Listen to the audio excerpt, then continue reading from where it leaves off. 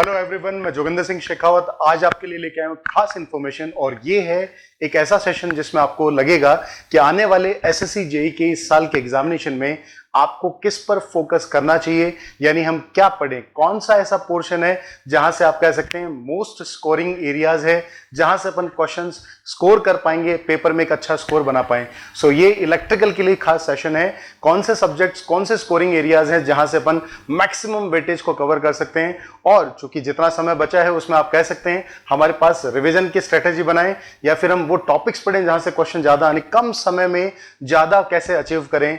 इस सेशन के थ्रू आप ये सब जान पाएंगे, क्योंकि इसका नाम ही रखा गया आपके लिए, that is most scoring areas. आपको इसे सेशन को देखना चाहिए अपने एग्जामिनेशन को अगर आप टारगेट कर रहे हैं तो।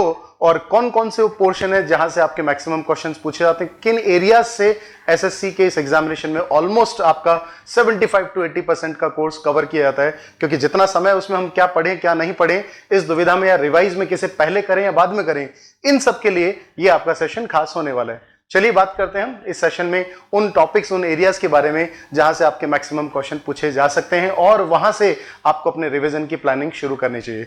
चलिए देखिए, जैसा आप सभी लोग जानते हैं इलेक्ट्रिकल के लिए हमारे पास जो सब्जेक्ट्स हैं वो क्या है, तो नेटवर्क है, इलेक्ट्रिकल मशीन आप पढ़ते हैं, पावर सिस्टम है, यूटिलाइजेशन ऑफ इलेक्ट्रिकल पावर है, बेसिक इलेक्ट्रॉनिक्स है, और मेजरिंग अपरेटस के बारे में मेजरमेंट आप पढ़ते हैं। तो इन सब सब्जेक्ट्स का बेसिक कॉम्बिनेशन आपके एग्जामिनेशन में कवर किया जाता है।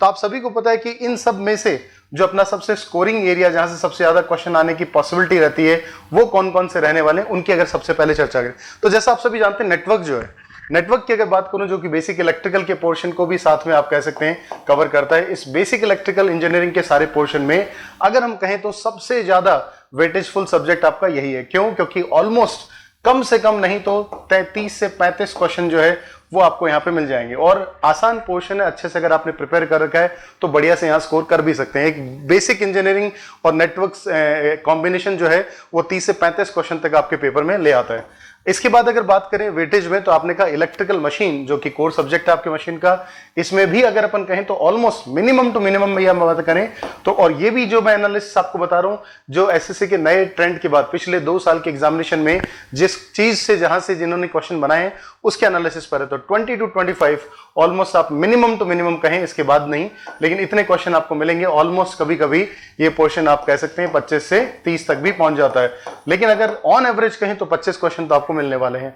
पावर सिस्टम इन दोनों कॉम्बिनेशन का सब्जेक्ट है। जनरेशन, ट्रांसमिशन, डिस्ट्रीब्यूशन आप पढ़ते हो तो कोर पावर सिस्टम में।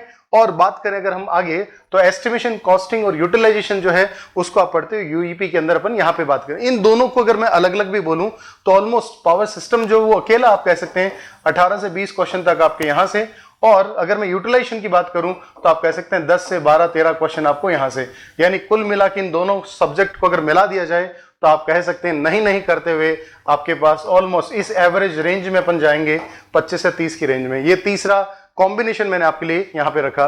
बाकी के अगर बेसिक इलेक्ट्रॉनिक्स और मेजरमेंट की बात करें तो यहां से कंबाइंडली आप कह सकते हैं 15 से आपके 20 क्वेश्चन जो है इसका कॉम्बिनेशन आपके पास रहता है लगभग। तो अगर अपन देखें यहां पे तो 30 और यहां से अगर मैं कहूं 25 क्वेश्चन, फिर यहां से कहूं अगर मैं इन दोनों को मिला के 25, 50 और 30, 90 और ये 10 से 15, लगभग मैंने एक एवरेज आपको बोला है कि अगर हम इस सेशन में देखना चाहें कि किसे पढ़ें रिवीजन में सबसे पहले, तो अगर आपका ध्यान नहीं जा रहा है तो सबसे पहले दीजिएगा पावर सिस्टम और यूटिलाइजेशन वाले पोर्शन पे, क्योंकि इसे जल्दी कवर किया जा सकता है।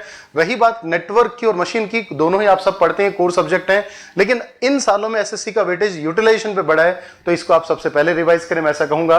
और पूरा ध्यान आपका नेटवर्क पर रहे, क्योंकि यहां सबसे ज्यादा वेटेज से क्वेश्चन आपके मिलेंगे। तो अगर मैं कहूं किसको पढ़ें और किसको छोड़ें, अगर तो ये सब आपका अपना निर्णय हो सकता है, लेकिन जो सब्जेक्ट ज्यादा पूछा जाता है उसका वेटेज उसी एस्पेक्ट पे आपको करना चाहिए, उतना ही समय उसकी रिवीजन में आपको देना चाहिए। तो ये समय जो है बहुत कुछ ज्यादा नहीं बचा है, क्योंकि अक्टूबर लास्ट तक आपकी डेट है। तो जितना भी आपके पास दिन बचे हैं अभी आपके पास, उनमें आपको अपनी रिवीजन स्ट्रेटेजी में या फिर अपनी तैयारी में इसी माध्यम से इसी वेटेज को देखते हुए कि भाई कहां से मोस्ट स्कोरिंग एरियाज कौन सा है, इसको ध्यान रखते हुए अपने सब्जेक्ट की प्लानिंग करें रिवीजन में। और इस सभी के एस्पेक्ट पर आप सबके लिए निमस लर्निंग के द्वारा एक एसएससी जेईई 25 विजेता बैच जो है, जो कि पूरा का पूरा रिवीजन कम क्रैश कोर्स है, ये आपको मिल रहा है बहुत ही नॉमिनल प्राइस पे। तो क्यों न इसके साथ आप अपनी तैयारी को इस माध्यम में जोड़ दें, ताकि आपका एक पूरा का पूरा स्ट्रेटेजी से जिस सब्जेक्ट का जितना ज्यादा वेटेज है उसके अकॉर्डिंगली आप उसे प्लान कर पाएं। इसमें आपको dedicated revision, technical, non technical के सारा कवरेज, प्रिंटेबल लेक्चर्स, पीडीएफ और ये सब आपको एक्सेसिबल होगा मोबाइल और आपके लैपटॉप पर। तो सभी लोग आज ही जुड़े निमस लर्निंग के साथ, और इस सेशन में जो मैंने बताया आपको कि कैसे आप अपनी प्लानिंग कर सकते हैं, उस पर भी पूरा ध्यान दीजिए। Thank you so much.